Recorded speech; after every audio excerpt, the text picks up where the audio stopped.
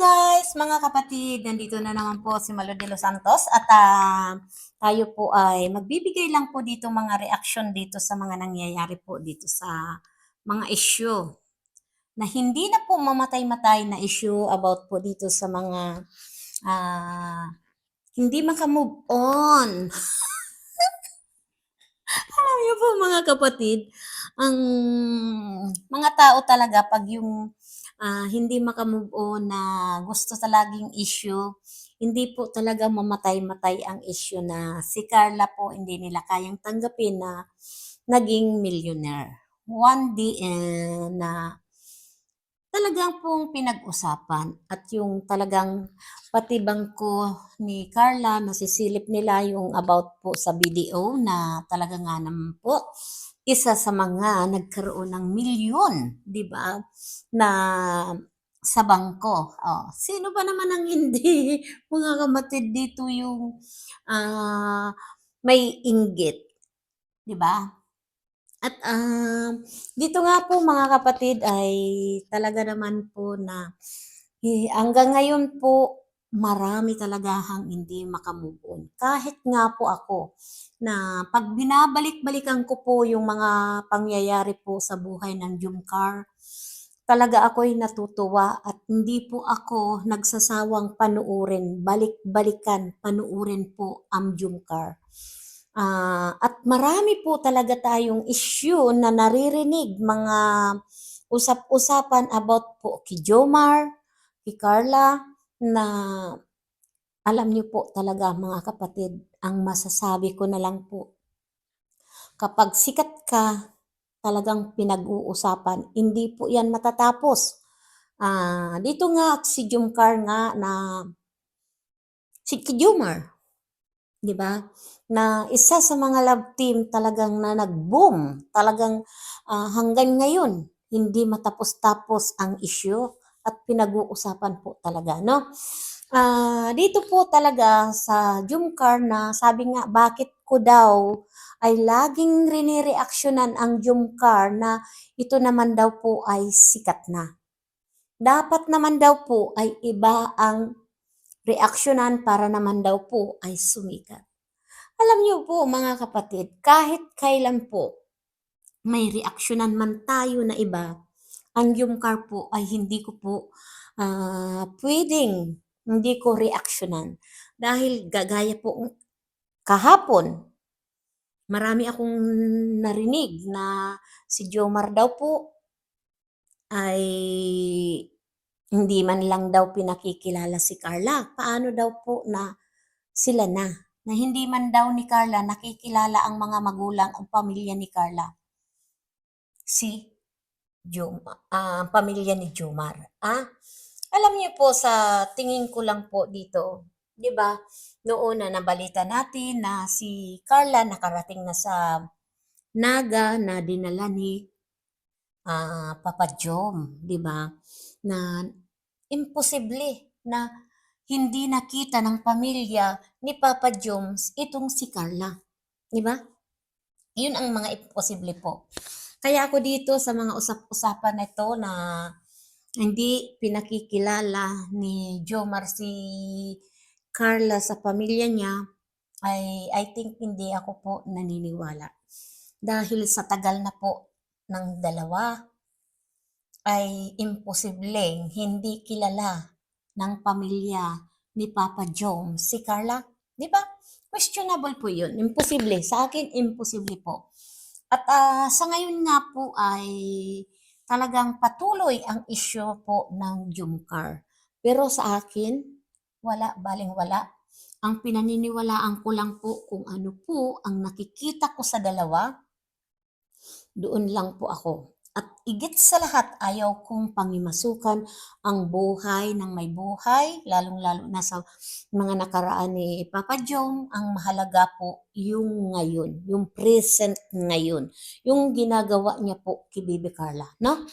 I don't care na yung mga past ni Papa Jom, hindi na dapat yan po balikan at wag na po natin yung bang sisilipin dahil yun ay nakaraan dapat po yun ay hindi na pinag-uusapan, no? Dahil nakaraan na, past is past. Dapat po, ang mahalaga po yung present po, kung ano po yung pinakikita na pagmamahal kay Bibi Carla, doon po natin, yun po ang suportahan natin, di ba?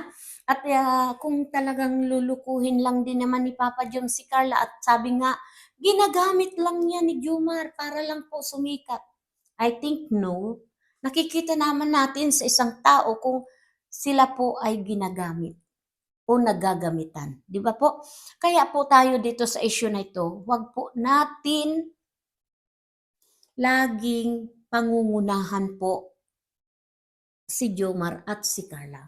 Hindi na po bata si Carla na hindi niya mapansin kung siya po ay ginagamit lang. Di ba po? Kaya alam niyo po dito, ang kailangan kung talagang nyo, mahal po nyo si Carla at si Jomar ay tuloy lang po ang suporta natin. No?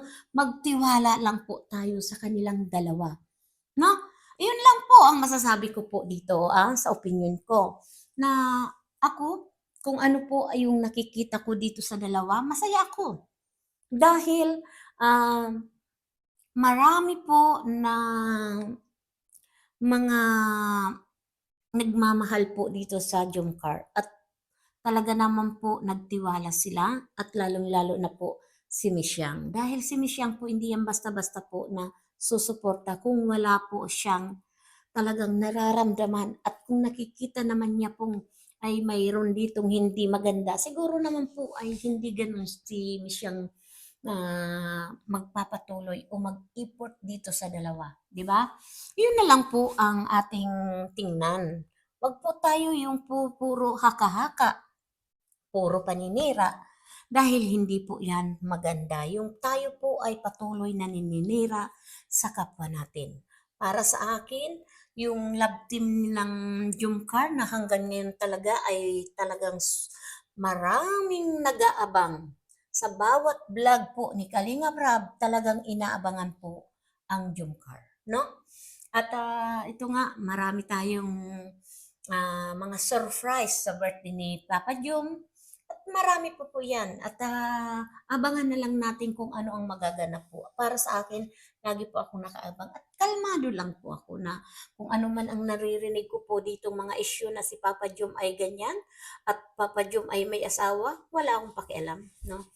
Kung ano lang po yung nakikita ko, yun lang po. Dahil tayo dito po ay kung ako naman po ang asawa ni Papa Jum, hindi naman ako papayag na ganun ka-sweet o kaya alam na natin na love team at alam natin yung mga nagaganap ay hindi naman siguro ako papayag ng ganun, no? Kung ako lang, halimbawa lang, ha?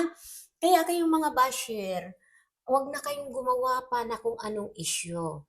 At kung si Papa Jum naman po ay hindi pa napapakilala, ay imposibleng hindi niya yun pakikilala.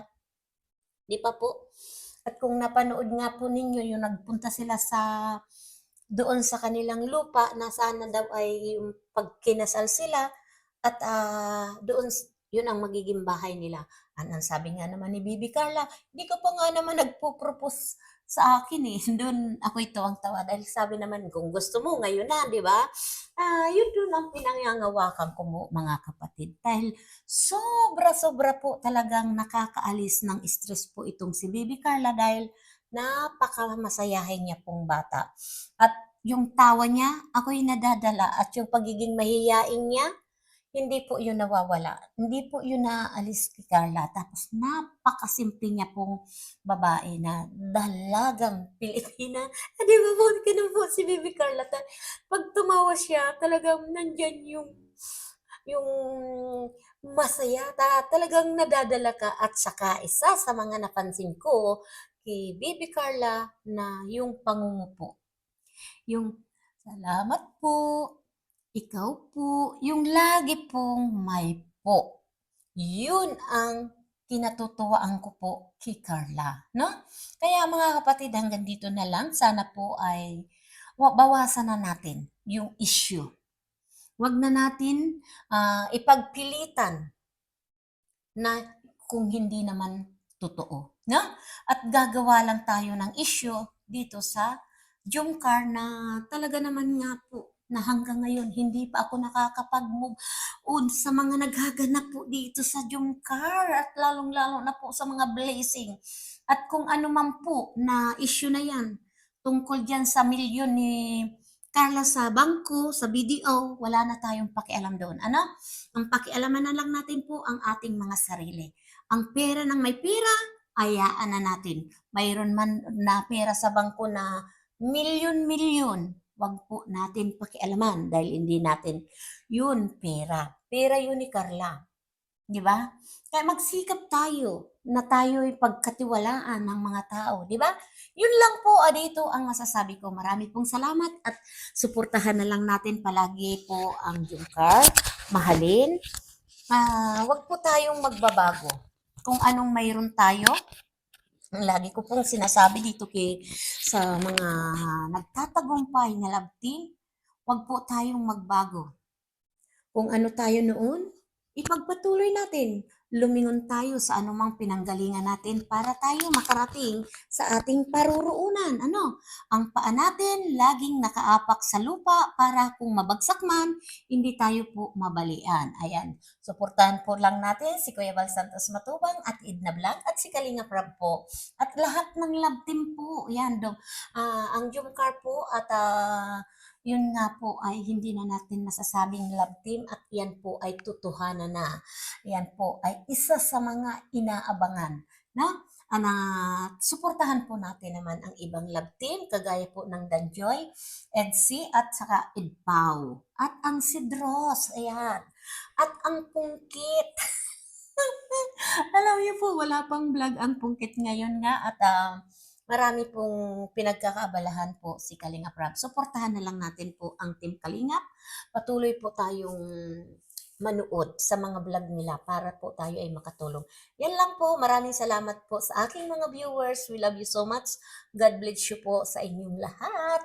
Thank you po sa mga Jumcar dahil yung pagmamahal niyo sa akin, nakakataba po ng puso yung mga message niyo sa akin. At ako po ay tuloy-tuloy lang na magre-reaction po sa Jumcar, walang makakapigil po kay Malo de los Santos. Saludo! We love you so much sa inyo mga kapatid. Thank you so much po sa Jumcar. Bye-bye!